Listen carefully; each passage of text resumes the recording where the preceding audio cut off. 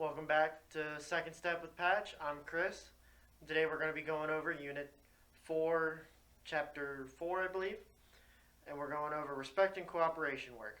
Today's goal is to show and learn about the social and emotional response to us feeling with showing respect and cooperation with other people. I'm going to start us off by reading a little interaction to set what this chapter is about. On the first step, what a mess, Miss Brown thought. She was peering through the door of her cabin. Her duffel bag and its contents were scattered everywhere. Miss Brown had a sinking feeling.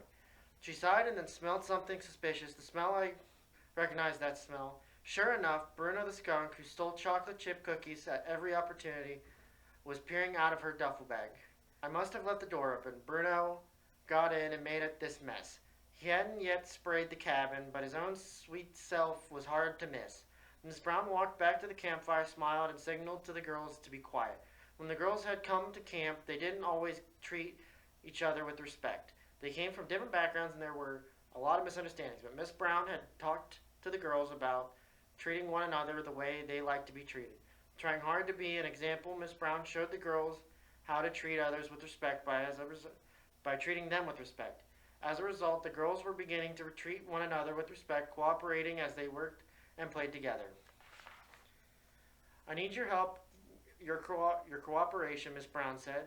As she told the girls about the mess in her cabin, they felt at first that she had thought they'd done it. They were afraid Miss Brown would be disappointed in them. Then Miss Brown told them that Bruno had done it, and she asked them, "Do you think we can get Bruno out of my cabin before something dreadful happens?" The girls were relieved and giggled softly. They instantly felt better about themselves.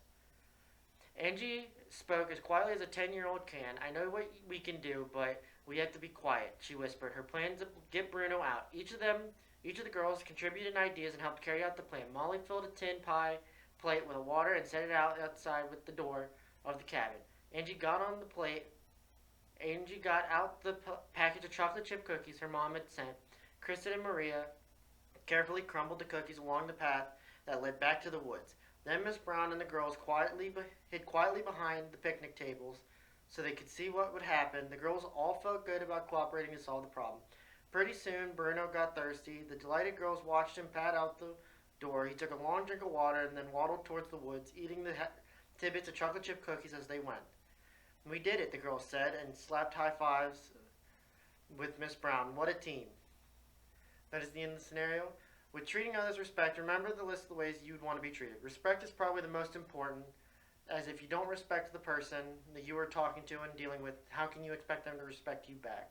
Respecting a person can be shown as in listening intently, making sure that it's shown that you are looking at them, as well as listening to them and hearing what they have to say, without interrupting or interjecting, without making sure they are done talking.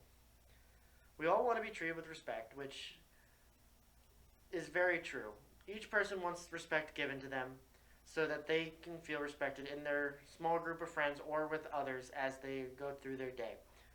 When we respect people, we accept them, which means we are tolerant to them as well as listening to what they have to say.